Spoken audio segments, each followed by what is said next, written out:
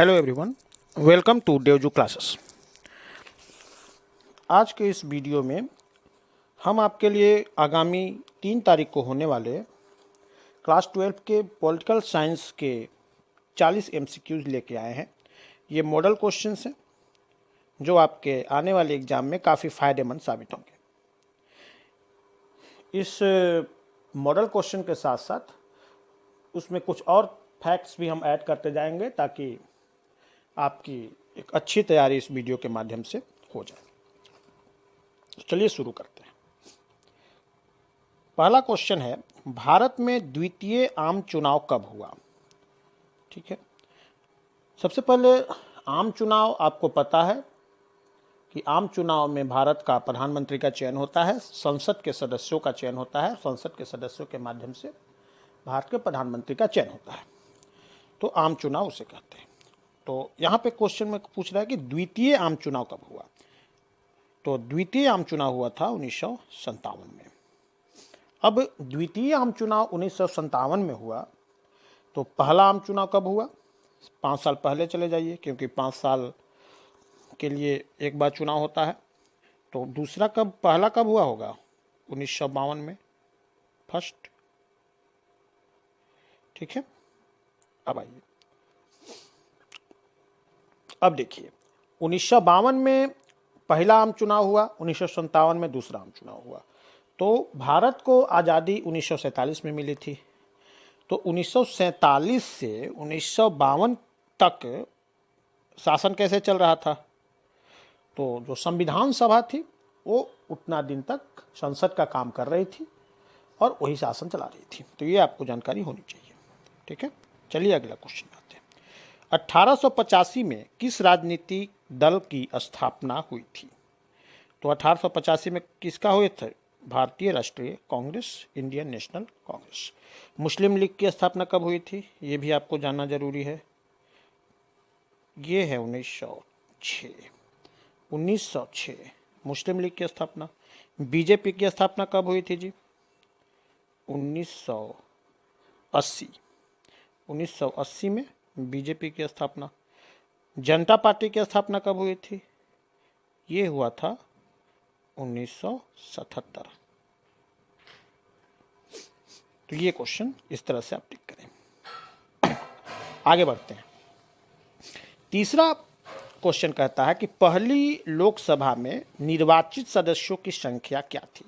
पहली लोकसभा जो 1952 में मैंने बताया कि पहला जनरल इलेक्शन हुआ था, उसका बात कर रहा है। तो पहली लोकसभा में निर्वाचित सदस्यों की संख्या थी 489, 489। अच्छा, अभी कितना होता है?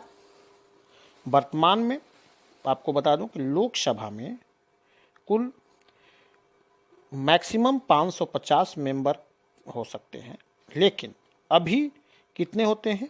अभी होते हैं 543। 543 अभी होते हैं। अब आइए, राज्यसभा भी होता है। राज्यसभा में कितने मेंबर होते हैं? राज्यसभा में होते हैं कुल 250, जिसमें अभी कितने का चुनाव होता है? 245। ठीक है, चलिए आगे बढ़ते हैं। पंचशील समझौता किन दो देशों के बीच में हुआ था? ये क्वेश्चन है। पंचशील समझौता किन दो देशों के बीच में हुआ था? इसका आंसर है भारत और चीन। भारत और चीन के बीच में पंचशील समझौता हुआ था। पंचशील समझौता था क्या? तो भारत और चीन आपस में समझौता कर लिए थे। उसमें मुख्यतः बातें ये थी कि कोई किसी के इंटरनल मैटर में नहीं कुछ बोलेगा, एक दूसरे से सौहार्द बनाए रखेंगे, लेकिन यह हुआ नहीं। बाद में पंचशील समझौता का उल्लंघन आगे चल के चीन ने ही किया, जिससे 1962 में इंडो चाइना वार हुआ। वो पंचशील समझौता के उल्लंघन के कारण ही हुआ था। चलिए आगे बढ़ते हैं। गुट निरपेक्ष आंदोलन एक अंतरराष्ट्रीय संस्था है, इसकी स्थापना कब हुई थी? ये है क्वेश्चन कि गुट निरपेक्ष आंदोलन की स्थापना कब हुई थी? Question number 5। इसका आंसर है 1961, 1961। अब गुट निरपेक्ष आंदोलन क्या है? थोड़ी सी जानकारी इसके बारे में भी बता दें। गुट निरपेक्ष आंदोलन क्या था कि जब द्वितीय विश्व युद्ध समाप्त हुआ तो द्वितीय विश्व युद्ध के बाद विश्व में एक तरफ संयुक्त राज्य अमेरिका और दूसरे तरफ रूस यानी सोवियत संघ, दोनों दो बड़ी महाशक्ति के रूप में उभरी थी। अब अमेरिका के लोग पूंजीवाद के समर्थक थे, जबकि रशिया यूएसएसआर के लोग साम्यवाद के समर्थक थे। इस प्रकार विश्व के सभी देश, कुछ कोई रूस की तरफ जा रहा था, कोई अमेरिका की तरफ जा रहा था, लेकिन विश्व में कुछ ऐसे देश भी थे कि विश्व युद्ध के बाद ब्रिटिश कॉलोनी से आज़ाद हुए थे, जैसे इंडिया आज़ाद हुआ, पाकिस्तान आज़ाद हुआ, कई और देश थे जो ब्रिटिश के कॉलोनी थे, द्वितीय विश्व युद्ध के बाद वो आज़ाद हुए थे। तो वैसे देशों ने चाहा कि हम अभी किसी देश के पक्ष में नहीं जाएंगे, ना अमेरिका के गुट में हम जाएंगे, ना रशिया के गुट में जाएंगे। तो उन्होंने गुट निरपेक्षता आंदोलन की शुरुआत की और इसका स्थापना कब हुआ? 1961। उससे पहले भी कई इसके सम्मेलन हुए हैं, लेकिन मुख्य रूप से स्थापना 1961 में हुआ। नेक्स्ट आइए, क्वेश्चन नंबर 6। भारतीय राष्ट्रीय कांग्रेस के संस्थापक कौन थे? भारतीय राष्ट्रीय कांग्रेस के संस्थापक थे ए.ओ. ह्यूम। ठीक है। सीमांत गांधी, सब इसमें ऑप्शन नंबर बी है, ये कौन थे? इनको खान अब्दुल गफ्फार खान, ये थे सीमांत गांधी। चलिए, लॉर्ड माउंटबेटन कौन थे? लॉर्ड माउंटबेटन वही थे जिन्होंने भारत स्वतंत्रता अधिनियम पारित करवाया था, जिनके समय में, जिस समय वायसराय थे। और यही लॉर्ड माउंटबेटन के ही थियरी में भारत और पाकिस्तान दो देशों के रूप में विभाजित करने का भी थियरी था। तो ये आपको जानकारी होना चाहिए। आगे चलते हैं, बढ़ते हैं। भारत में सुदूर पूर्व क्षेत्रों के पुनर्गठन किस संशोधन अधिनियम के द्वारा किया गया? इसका आंसर होगा, इसका आंसर होगा ए, 27वां संशोधन अधिनियम 1972। इस संशोधन के द्वारा क्या हुआ था? इस संशोधन के द्वारा मिजोरम को भारत संघ में शामिल किया गया था। सुदूरवर्ती क्षेत्र है, ठीक है, मिजोरम को। इसके बाद 30वां संविधान संशोधन क्या था? 30वां संविधान संशोधन कुछ सिविल सूट से रिलेटेड था, सिविल अपील से रिलेटेड था। 36वां संविधान संशोधन 1975 के द्वारा सिक्किम को भारत संघ में शामिल किया गया था। और 42वां संविधान संशोधन में कई बड़े संशोधन हुए थे, जिसमें कुछ सब प्रस्तावना में भी संशोधन हुआ था, कई संशोधन थे। आप 42वां संविधान संशोधन को उसके लिए जाना जाता है। नेक्स्ट, 8 नंबर, द्विराष्ट्र सिद्धांत का प्रतिपादन किस दल या संगठन से संबंधित है? ये है मुस्लिम लीग। द्विराष्ट्र सिद्धांत क्या था, मैं बताऊं। द्विराष्ट्र सिद्धांत था कि भारत और पाकिस्तान दो राष्ट्र बनेंगे पूरे भारत को तोड़ के। इसमें मुख्य भूमिका मुस्लिम लीग की थी, भारतीय राष्ट्रीय कांग्रेस का कोई भूमिका नहीं था। चलिए आगे बढ़ते हैं। नेक्स्ट क्वेश्चन है, केंद्र राज्य संबंधों में प्रमुख अड़चनें क्या रही हैं? अब सोचिए, केंद्र राज्य संबंध में राज्यपाल की भूमिका, ये भी सही है। सही इसलिए कि राज्यपाल, आपको पता है कि उनकी नियुक्ति कौन करता है? उनकी नियुक्ति राष्ट्रपति के द्वारा की जाती है। और राष्ट्रपति का मतलब केंद्र सरकार होती है, यानी राज्यपाल को केंद्र सरकार नियुक्त करता है, उसमें राज्य सरकार की कोई भूमिका नहीं होती है। राज्यपाल किस राज्य का कौन बनेगा, ये केंद्र सरकार तय करती है। तो केंद्र सरकार कर रही है तो केंद्र सरकार के एजेंट के रूप में काम करते हैं। दूसरी बात, अनुच्छेद 356 से राज्यों में राष्ट्रपति शासन लागू होता है, ठीक है। यानी संवैधानिक तंत्रों का विफलता, राज्यों की जब संवैधानिक तंत्र विफल हो जाते हैं, यानी सरकारें गिरे, बहुमत न आए, री इलेक्शन की ज़रूरत पड़े या अन्य कोई ऐसा स्थिति उत्पन्न हो जाए जिससे राज्यपाल को ऐसा महसूस हो कि अब लगाने की ज़रूरत है, तो वो लगा देंगे। उनका अनुशंसा भी राज्यपाल ही राष्ट्रपति को करते हैं। तो ये भी एक विषय है, क्योंकि कई बार ऐसे मुद्दे सामने आए हैं कि केंद्र सरकार के द्वारा इस कानून का उल्लंघन हुआ है, अनुच्छेद 356 का। तो ये भी एक आंसर होगा। राज्यों की केंद्र पर निर्भरता, ये भी आंसर होगा। कई चीज़ों के लिए केंद्र पर राज्य निर्भर रहते हैं। कई टैक्सेस जो है सो केंद्र सरकार को ज़्यादा मिलता है, उन्हें राज्यों में डिस्ट्रीब्यूट करना होता है, जैसे इनकम टैक्स ही है। तो बहुत तरह के बातें केंद्र राज्यों की केंद्र पर निर्भरता होती है। दूसरा कि किसी भी राज्य को तोड़ के नया स्टेट बना देना, ये भी केंद्र की जिम्मेवारी में आता है। उसमें राज्य का बहुत ज़्यादा कुछ शक्ति होती नहीं है। कोई भी कानून का अमेंडमेंट करना केंद्र सरकार कर लेती है। तो ये सब समस्याएं हैं। कुछ और चीज़ें हैं जो आप अगर ऑप्शन में हो तो आप कर सकते हैं, इसलिए मैंने बता दिया। इनसे इसका आंसर होगा डी, इनमें से सभी। इसका आंसर डी होगा। चलिए आगे बढ़ते हैं। माउंटबेटन योजना का संबंध निम्नलिखित में से किससे है? चलिए ऑप्शन देखते हैं। माउंटबेटन योजना, हालांकि भारत के स्वतंत्रता से संबंध था उसका, लेकिन ऑप्शन में तो है नहीं। ऑप्शन में भारत का विभाजन से, तो ये ऑप्शन होगा। संविधान निर्माण से कोई मतलब नहीं था। स्वतंत्र भारत में आम चुनाव से कोई मतलब नहीं था। प्रथम पंचवर्षीय योजना से कोई मतलब नहीं था। अगर ऑप्शन में स्वतंत्र भारत की स्वतंत्रता से रहता तो आप उसको चुन सकते थे, लेकिन ऑप्शन था नहीं। और माउंटबेटन, मैंने पहले ही बताया था कि माउंटबेटन प्लान में ही यह वर्णन था कि भारत 2 राज्यों में विभाजित होगा। तो ये माउंटबेटन भारत के विभाजन से आप आंसर टिक करें। चलिए आगे बढ़ते हैं। 10वां, माउंटबेटन योजना कब लागू हुआ? चलिए ये था 3 जून 1947। इसको जून यो प्रस्ताव या जून योजना, 3 जून योजना भी बोलते हैं। आप जैसा ऑप्शन हो आप टिक कर सकते हैं।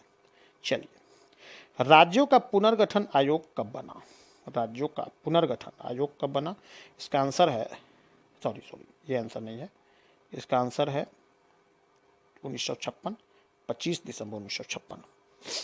अब आइए, राज्य का जो पुनर्गठन था वो करना इसलिए जरूरी था कि राज्यों का, भारत जब आज़ाद हुआ उसके बाद जो प्रिंसली स्टेट्स हैं वो सब भारत में विलय हुआ। कई ऐसे राज्य थे तो भारत में विलय चाहते नहीं थे, जैसे हैदराबाद, निजाम, जूनागढ़, कश्मीर का समस्या अभी तक चल रहा है। तो इस कारण ज़रूरत थी कि एक बार राज्यों को अच्छे से सेटल किया जाए, पुनर्गठन किया जाए। भाषा, संस्कृति, भौगोलिक क्या आधार हो, ये भी एक विषय था। तो इन सब पे विचार करने के लिए एक न्यायाधीश थे फजल अली।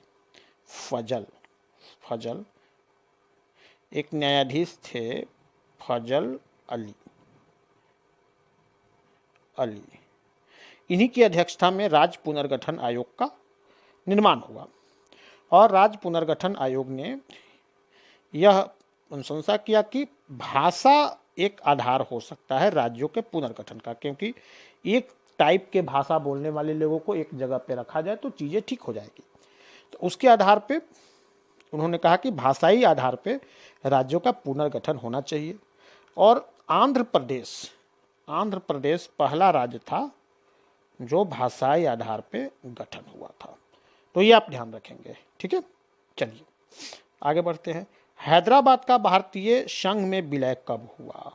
हैदराबाद का विलय, अच्छा एक चीज़ जो मैंने आपको बताया कि जब भारत जिस समय आज़ाद हो रहा था उस समय 3 स्टेट ऐसे थे जो जिन्हें ये बोला गया था कि आप अपने मर्जी से जा सकते हो, या पाकिस्तान में चले जाओ, या भारत में रह जाओ, या आप अपना अलग देश बना लो। वो था जूनागढ़, और एक कश्मीर, और तीसरा हैदराबाद।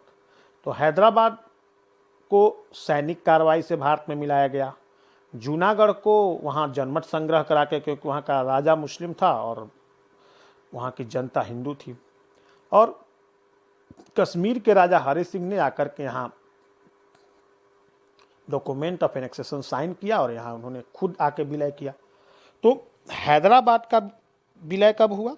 ये इसका आंसर होगा हमारा क्वेश्चन का 1948। देखिए, अगर जूनागढ़ का विलय भी पूछे वो भी 1948 में ही हुआ था। जूनागढ़ 1948। अगर कश्मीर का पूछे तो ये है 1947। ध्यान दीजिएगा, हैदराबाद का 1948, जूनागढ़ का 1948, कश्मीर का 1947। ठीक है, चलिए आगे बढ़ते हैं। भाषा के आधार पर पहले मैंने बता दिया एक क्वेश्चन, पहले ही एक्सप्लेनेशन में एक क्वेश्चन हमने बता दिया। भाषा के आधार पर बनने वाला पहला राज्य कौन सा था? आंध्र प्रदेश। ठीक है, चलिए आगे बढ़ते हैं। निम्नलिखित में से कौन एक संवैधानिक संस्था नहीं है? अब देखिए, संवैधानिक और गैर संवैधानिक दो तरह की बात होती है। ठीक है, एक संवैधानिक संस्था होती है और एक गैर संवैधानिक संस्था होती है। तो संवैधानिक संस्था वो होता है जिसका वर्णन संविधान में किया गया हो, उसके लिए कोई एक आर्टिकल उसको ये देता हो कि यह एक संवैधानिक संस्था है। जैसे वित्त आयोग, वित्त आयोग का आर्टिकल है 280। ध्यान रखना, ये सब क्वेश्चन पूछता है। जो भी मैं एक्स्ट्रा इन्फॉर्मेशन दे रहा हूं उसको नोट कर लेना, आप अपने हिसाब से देख लेना। हो सकता है यह क्वेश्चन ना पूछ के वो क्वेश्चन पूछ दे। तो वित्त आयोग एक संवैधानिक संस्था है क्योंकि उसका वर्णन संविधान में है, उस पर एक आर्टिकल डिनोटेड है, इसलिए 280 वित्त आयोग हो गया। उसी प्रकार से आप देखेंगे संघ लोक सेवा आयोग यूपीएससी, उसका 315 से 323 तक आर्टिकल आता है, उसमें वर्णन है। उसी प्रकार से आप देखेंगे चुनाव आयोग इलेक्शन कमीशन, उसका आर्टिकल 324 में वर्णन है। इस तरह से कुछ कुछ ये संस्था है जो आप याद रख सकते हैं, ये संवैधानिक संस्था है। कुछ वैसी संस्थाएं हैं, अब आप बोलेंगे कि संवैधानिक नहीं है तो असंवैधानिक है। असंवैधानिक नहीं है, गैर संवैधानिक है। गैर संवैधानिक मतलब संविधान में जिसका वर्णन नहीं है लेकिन संसद में कानून पास करके उनकी गठन की गई है। जैसे नीति आयोग, सबसे पहला नीति आयोग, और इसका आंसर भी हमारा नीति आयोग ही है। नीति आयोग का गठन संविधान के द्वारा नहीं होकर के संसद के कानून बनाए जाने के कारण हुआ है। नीति आयोग पहले योजना आयोग था, आपको यह भी पता है कि नीति आयोग पहले योजना आयोग था। ठीक है, एक मिनट, सॉरी, नीति आयोग पहले योजना आयोग था, 2015 से उसे नीति आयोग बना दिया गया। आगे हम इसकी बृहद चर्चा करेंगे। ठीक है, अब आइए, सॉरी, ये ठीक है, संघ लोक सेवा आयोग हमने बता दिया, वित्त आयोग बता दिया, चुनाव आयोग बता दिया।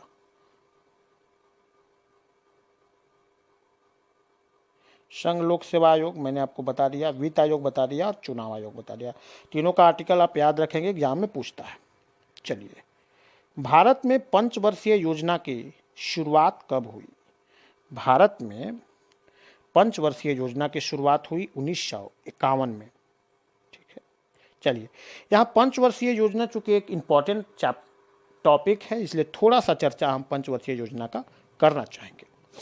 पंचवर्षीय योजना 1951 में स्टार्ट हुआ। पहला पंचवर्षीय योजना, आप एक एक इन्फॉर्मेशन को गैदर करेंगे, एग्जाम में ये सीधे पूछ सकता है। ठीक है, पहला जो पंचवर्षीय योजना था वो 1951 में स्टार्ट हुआ। अच्छा, पंचवर्षीय योजना जो बनता था उसको देखता कौन था, कौन इसको फ्रेम करता था, इसका ब्लूप्रिंट तैयार करता था? तो उस समय हुआ करता था योजना आयोग। ठीक है, योजना आयोग इसको देखता था। 2015 में योजना आयोग को नीति आयोग बना दिया गया और नीति आयोग अब इसको देखती है।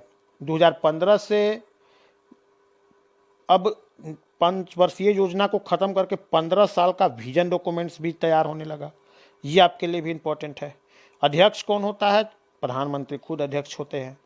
अब आई, पहला पंचवर्षीय योजना जो था उसका जो मॉडल कभी कभी पूछ लेता है तो उसका मॉडल था हेरोड डोमर।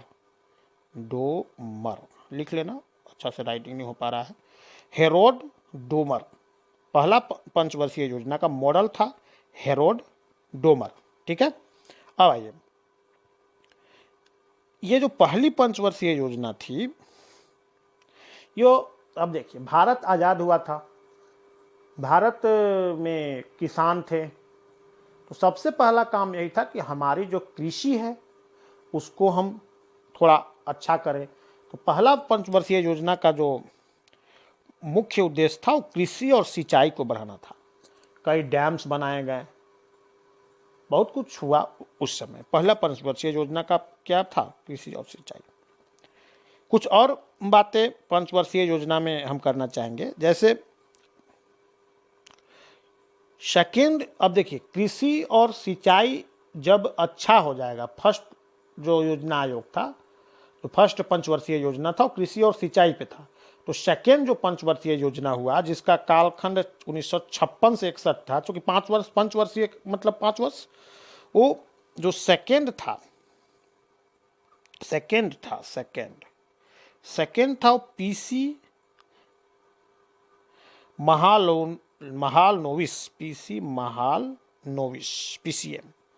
पीसी महालनोबिस के द्वारा उसका मॉडल दिया गया था, और वो भारी उद्योग और सार्वजनिक क्षेत्र में,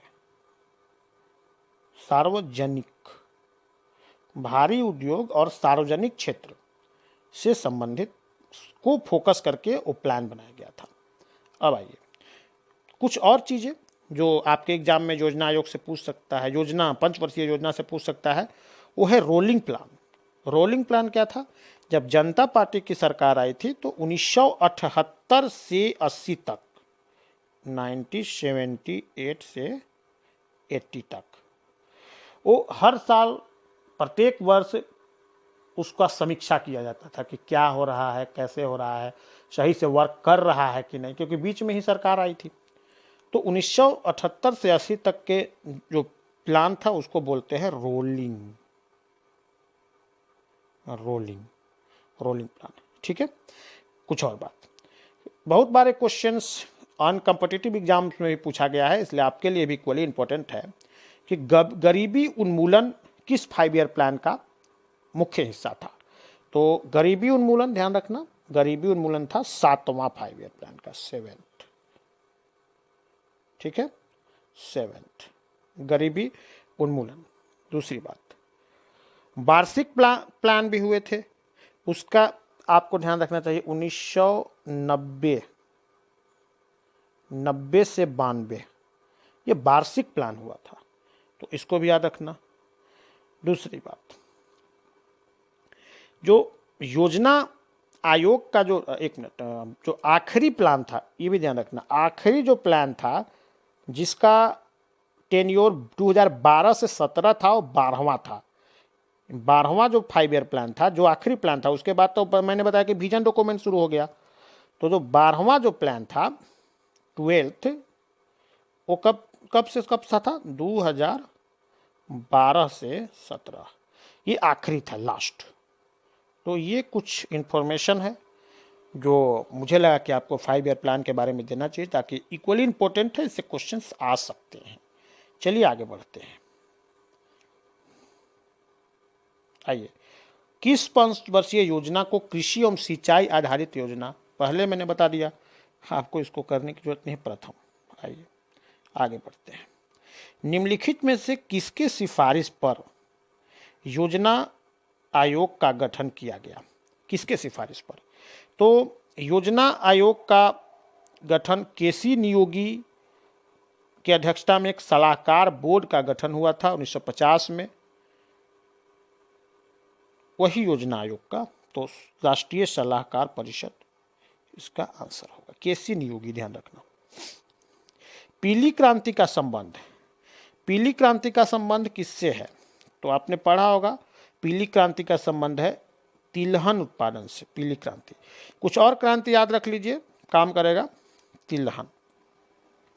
जैसे नीली क्रांति होती है मछली उत्पादन से, दूध, ये श्वेत क्रांति, श्वेत।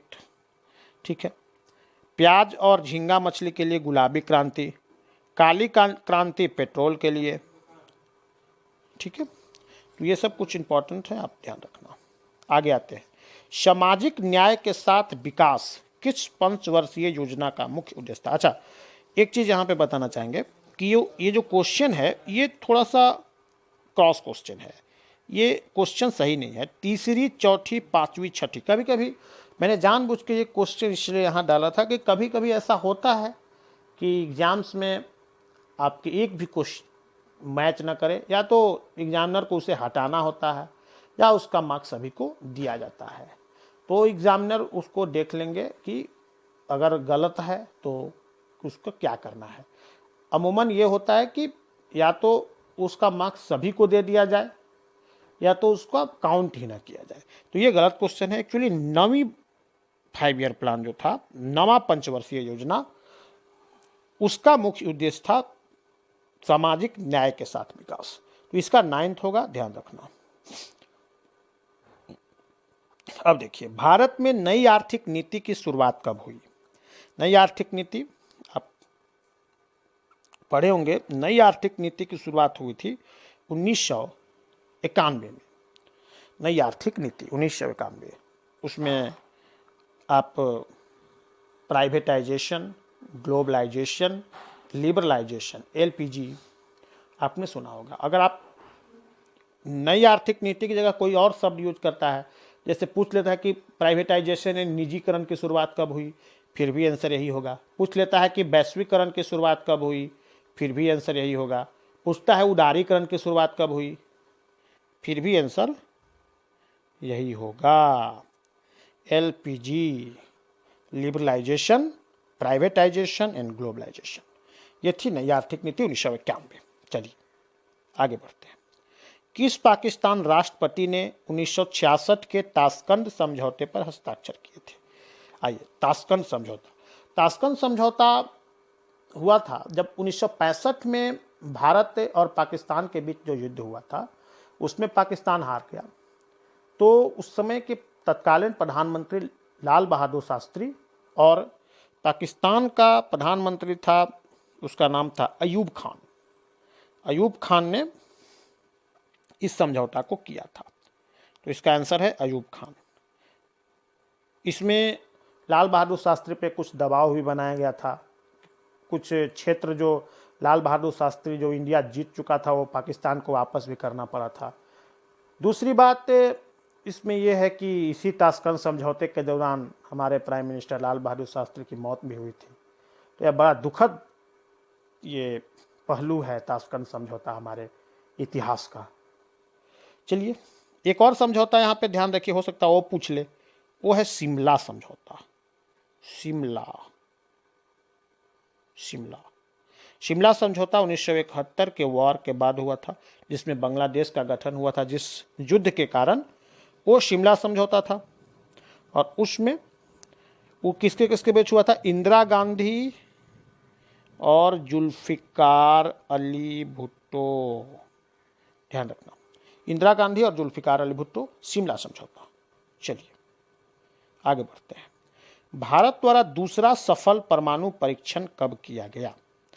अब देखिए, दूसरा पूछ रहा है। जब भी दूसरा हमने जानबूझ के इसलिए डाला है कि पहला मैं ऑलरेडी उसमें आपको बताऊंगा। तो दूसरा कब किया गया, तो ये है आंसर इसका 1998। दूसरा 1998। तो दूसरा 1998। पहला कब हुआ, जी, पहला हुआ 1974। अब देखिए, दोनों का कुछ नाम था, वो आपके लिए भी जानना जरूरी है, चूंकि हो सकता है एग्जाम में वही पूछ ले। तो जो 1974 का जो परमाणु परीक्षण था, उसका नाम था स्माइलिंग बुद्धा, और जो 1998 का परमाणु परीक्षण था, उसका नाम था ऑपरेशन शक्ति, और इसका स्माइलिंग बुद्धा। ठीक है, चलिए आगे बढ़ते हैं। अनुच्छेद 51 के अंतर्गत भारतीय विदेश नीति के किन आदर्शों का वर्णन है। 1951। अच्छा, जो अनुच्छेद 51 है उसमें सेक्शन है, जैसे ए सेक्शन है, ए सेक्शन अंतर्राष्ट्रीय सुरक्षा का बात करता है, अंतर्राष्ट्रीय सुरक्षा शांति, ये भी हो गया। इसमें बी सेक्शन है जैसे 51 बी, ठीक है, तो उसमें न्याय संगत एवं सम्मानपूर्ण संबंध बनाए रखने की बात करता है। एक है 51 सी, ऐसे लिखा जाता है 51 ए, ठीक है। तो उसी तरह से है 51 सी, वो अंतर्राष्ट्रीय कानूनों को सम्मान एवं पालन करने का बात करता है। तो इसका आंसर हो जाएगा सभी। चलिए आगे बढ़ते हैं।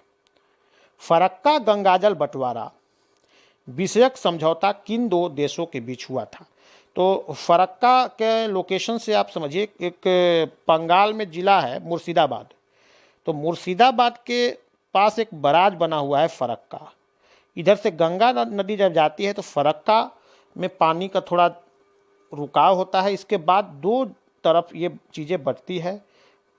एक जो ये नदी है उसका नाम है हुगली, जिसके तट पे कालकटा बसा हुआ है, तो ये इंडिया में हुगली। और एक नदी चली जाती है बांग्लादेश में, जहाँ बांग्लादेश में इसको पद्मा के नाम से जाना जाता है, वो भूगोल का विषय है। लेकिन तो अब बांग्लादेश यहाँ है, ये इंडिया है, और ये तो किसके किसके बीच समझौता होगा जी? बांग्लादेश, भारत और बांग्लादेश के बीच में। चलिए आगे बढ़ते हैं। नाटो की स्थापना किस वर्ष की गई? नाटो की स्थापना कुछ आप ऑर्गेनाइजेशन देख लेना, यहाँ तो बहुत कुछ बताना संभव नहीं है, थोड़ा कुछ नाटो देख लेना, फिर WTO देख लेना, यूनाइटेड नेशन देख लेना, WHO देख लेना, कुछ चीज़ें आप देख लेना, हेडक्वार्टर्स, और ये एग्जाम के लिए काम आएगा आपका। अब देखिए इसका आंसर है 1949 नेटो। इसमें नेटो में 30 देश हैं, ठीक है, मूल रूप से, और इनका काम है नॉर्थ अटलांटिक ट्रीटी ऑर्गेनाइजेशन। आप इसका फुल फॉर्म जानते हो, नॉर्थ अटलांटिक ट्रीटी ऑर्गेनाइजेशन, यानी नॉर्थ अटलांटिक यानी कि आप अगर ये संयुक्त राज्य अमेरिका वाला जो रीजन है, और ये आपका ब्रिटेन वाला ये रीजन, और ये इसके बीच में ये जो सागर बहती है, ये जो बहना नहीं मतलब सागर जो है ये अटलांटिक ओशन है। तो जो विषुवत रेखा से नीचे है ये साउथ अटलांटिक है, ऊपर जो ये नॉर्थ अटलांटिक है। तो इधर अपना उत्तरी अमेरिका और इधर यूरोप से रिलेटेड जितने कंट्रीज हैं ये सब नॉर्थ अटलांटिक ट्रीटी ऑर्गेनाइजेशन के पार्ट हैं। चलिए आगे बढ़ते हैं। यूरोपियन संघ की स्थापना कब हुई? यूरोपियन यूनियन स्थापना हुआ था इनका 1992 में। इसमें टोटल कितने कंट्री हैं? 28। 1992, इसका आंसर 1992। कंट्री कितने हैं? 28। आगे बढ़िए। मार्शल योजना कब तैयार किया गया? मार्शल योजना के बारे में मैं आपको बता दूं कि विश्व युद्ध, देखिए जो वर्ल्ड वॉर सेकेंड है ना, वो एक बहुत बड़ा डिवाइडिंग रेंज लाइन है। उससे पहले की दुनिया और उसके बाद की दुनिया में बहुत डिफरेंस है। वर्ल्ड वॉर सेकेंड के बाद कई अमूलचूल परिवर्तन विश्व राजनीति में आए। यूनाइटेड नेशन का गठन बहुत बड़ा परिवर्तन था, ठीक है। और जो मार्शल लॉ योजना क्या था कि यह USA का योजना था, अमेरिका का योजना था, और इसमें कहा यह गया था कि यूरोप के वैसे देश जो युद्धग्रस्त थे और बहुत परेशान रहे हैं वर्ल्ड वॉर, उनको हम फिर से ठीक करेंगे, फिर से उन्हें सहायता देंगे, उनको पुनर्निर्माण करेंगे, उनका पुनर्निर्माण करेंगे। इसलिए मार्शल योजना शुरू की गई थी USA के द्वारा। और इसका शुरुआत कब हुआ था जी? 1948। तो थोड़ा सा ऊपर नीचे का चीज़ों को जानेंगे। अगर ये ना पूछ के मार्शल योजना कब किया गया, पूछ दे कि मार्शल योजना क्या था, यह किस देश का देन था, यह किसके लिए लागू किया गया, तो ये चीज़ें थोड़ी सी आपको याद होनी चाहिए, ताकि इसके आसपास अभी क्वेश्चन अगर ट्विस्ट भी करता है तो आप कर सके। चलिए आ गया, हिंदी चीनी भाई भाई का नारा कब लगा?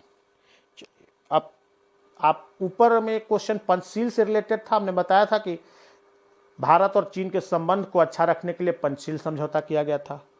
अब हिंदी चीनी भाई भाई का भी उसी आसपास लगभग आप कह लो 1954-55 में हिंदी चीनी भाई भाई का नारा दिया गया था। और 1954-55 में हिंदी चीनी भाई भाई का नारा दिया गया। कोशिश किया गया कि चाइना इंडिया में बहुत अच्छा संबंध बना रहे।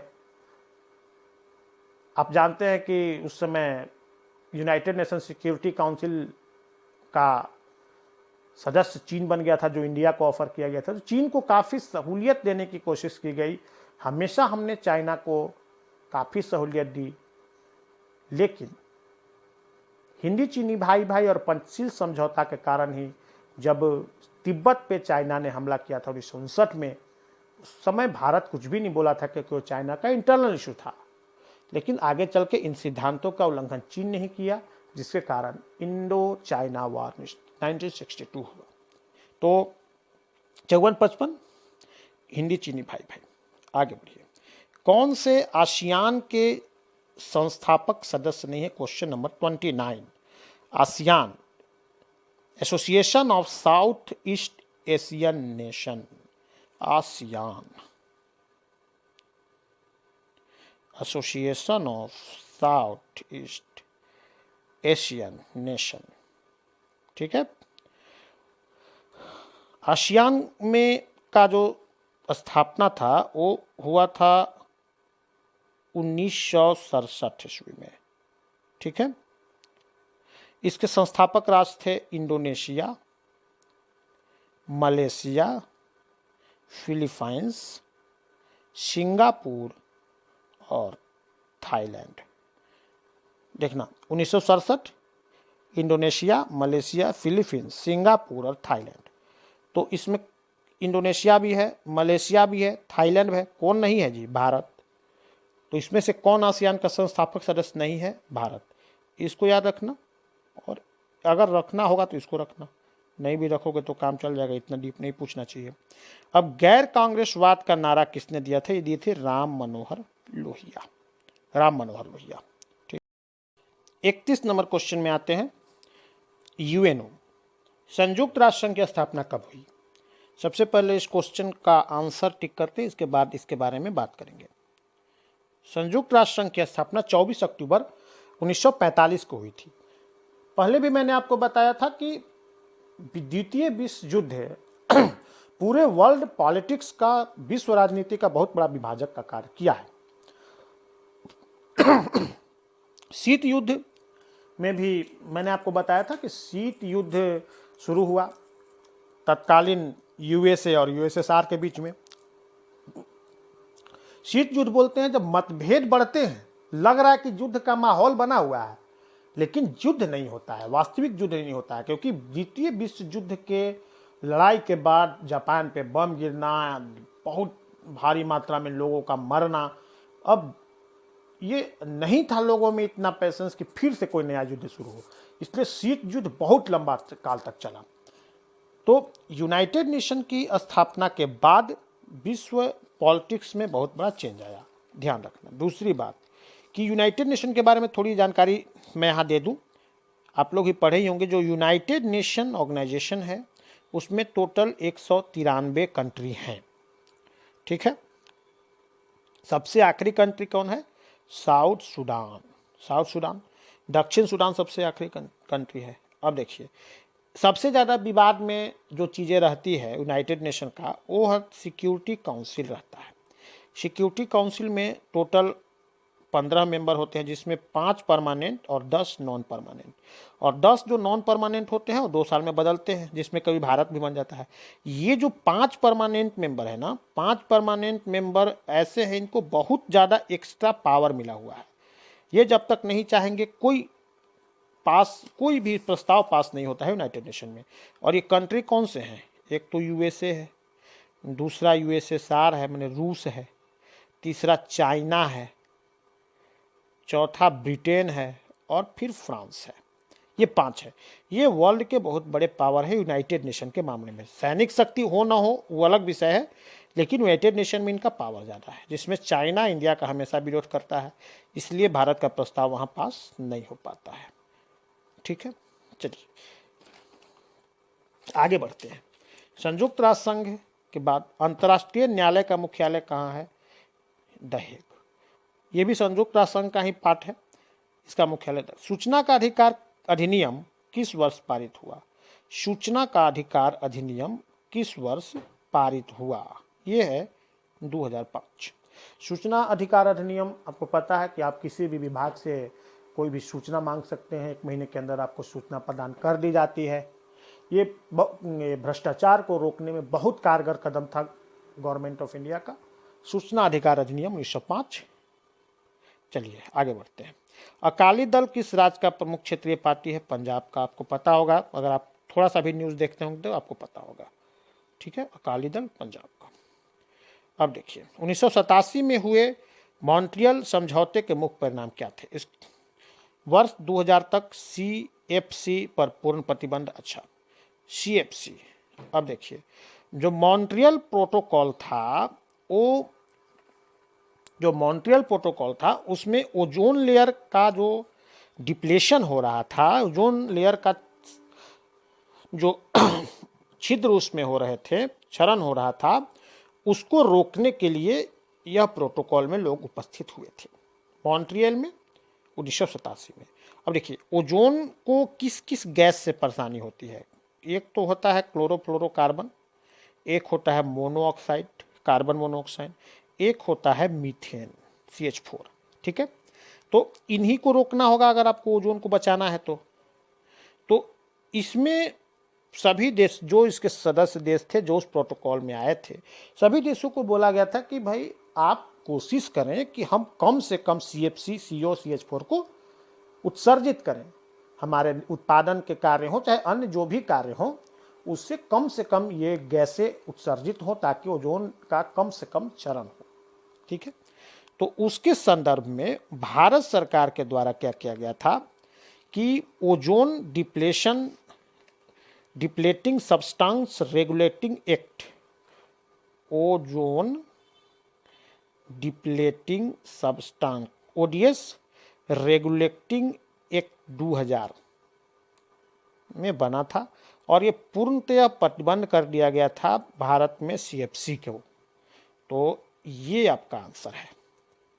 ठीक है, चलिए अगला क्वेश्चन पर चलते हैं। क्वेश्चन नंबर 36, कियोटो प्रोटोकॉल 1997 का संबंध निम्न में से किससे था? अब देखिए कियोटो प्रोटोकॉल था वो ग्रीन हाउस गैसेस को लेके था। ग्रीन हाउस गैसेस, तो ग्रीन हाउस गैसेस किसको नुकसान पहुंचाएगा? जलवायु, वायुमंडल को नुकसान पहुंचाएगा। जलवायु तो केवल वायुमंडल को, पर्यावरण को भी नुकसान पहुंचाएगा, लेकिन स्पेसिफिकली वो वायुमंडल को पहुंचाएगा। अगर वायुमंडल है तो आप ग्रीन हाउस गैसेस भी वही है, CH4 है, CO है, CO2 है, इसके बाद CFC है। ये सारे ग्रीन हाउस गैसेस ही नुकसान पहुंचाते हैं ओजोन को भी। अब आइए, अच्छा ये प्रोटोकॉल जो बोला जा रहा है कि मॉन्ट्रियल प्रोटोकॉल हुआ या क्योटो हुआ, वो एक्चुअली होता क्या था कि समय समय पे सभी देशों ने समझा भी, जिसमें यूनाइटेड नेशन की महत्वपूर्ण भूमिका होती है, ऑब्वियसली वो सबका ठेकेदार है। तो समय समय पे समझौता हुआ, लोग जुटे कि अपने अर्थ को हम कैसे बचाएं, पर्यावरण को कैसे बचाएं, हम सस्टेनेबल डेवलपमेंट्स यानी कि हम डेवलपमेंट भी करें और आने वाली पीढ़ी को अपने प्राकृतिक संसाधन सही अवस्था में दे भी। इसके लिए बार बार लोग जुटे, एक दूसरे के बात को समझे, वही प्रोटोकॉल था। उसमें जो पारित होता था वही प्रोटोकॉल कहा जाता था कि क्योटो में लोग जुटे और क्योटो में जुट करके समझौता में जो पत्र पारित हुआ क्योटो प्रोटोकॉल कहलाया। मॉन्ट्रियल में जुटे, मॉन्ट्रियल में सभी के समझौता से जो पारित हुआ कि अब ये चीज़ हमको करना है, वो क्योटो प्रोटोकॉल, वो मॉन्ट्रियल प्रोटोकॉल कहलाया। तो प्रोटोकॉल ये चीज़ होता है। चलिए विश्व व्यापार संगठन WTO की स्थापना कब हुई? कब हुई जी? विश्व व्यापार संगठन WTO की स्थापना हुई थी 1995। ठीक है, आगे बढ़ते हैं। शाहबानो का मामला आप देखे होंगे। एक मुस्लिम महिला थी जिसको उनके पति ने छोड़ दिया था, तो वो अपने गुजारा भत्ता के लिए केस किए थे। बाद में सुप्रीम कोर्ट का फैसला उनके पक्ष में आया था। उस समय दबाव में मुस्लिम तुष्टीकरण को लेकर के कांग्रेस के तत्कालीन गवर्नमेंट ने संसद में कानून पास करके इस फैसले को बदल दिया था, वो अलग बात है। लेकिन इसका आपका आंसर है ये, मुस्लिम औरतों को गुजारा भत्ता के लिए। दूसरा, मंडल आयोग के सिफारिशों को लागू करने वाले देश का प्रथम राज्य बिहार था। मंडल आयोग ओबीसी 27% आरक्षण और पिछड़ों को का जीवन से संबंधित आयोग था, जो पिछड़ों को अधिकार प्रदान करने के लिए बना हुआ था। उसमें जो है सो उसके अध्यक्ष का नाम था बिंदेश्वरी प्रसाद मंडल, इसीलिए बीपी मंडल नाम था, बीपी मंडल, इसलिए इसको मंडल आयोग बोला जाता है। इसी के आधार पर 27% ओबीसी को आरक्षण दिया गया था। 80 नंबर, संविधान के अनुसार पिछड़े वर्ग के पहचान के मुख्य आधार क्या थे? सभी, जाति, धर्म, सामाजिक स्थिति, सभी। हालांकि संविधान में इसका कुछ बहुत वर्णन नहीं मिलता है, लेकिन इंटरप्रिटेशन में ये चीज़ें सामने आई है। चलिए, आज के लिए इतना ही। आशा करते हैं ये लेक्चर आपको काम आएगा। अगर आप हमारे चैनल पर नए हैं तो इसे सब्सक्राइब करें। अपनी राय कमेंट में छोड़ना ना भूलें, इससे हमें प्रेरणा मिलती है। धन्यवाद।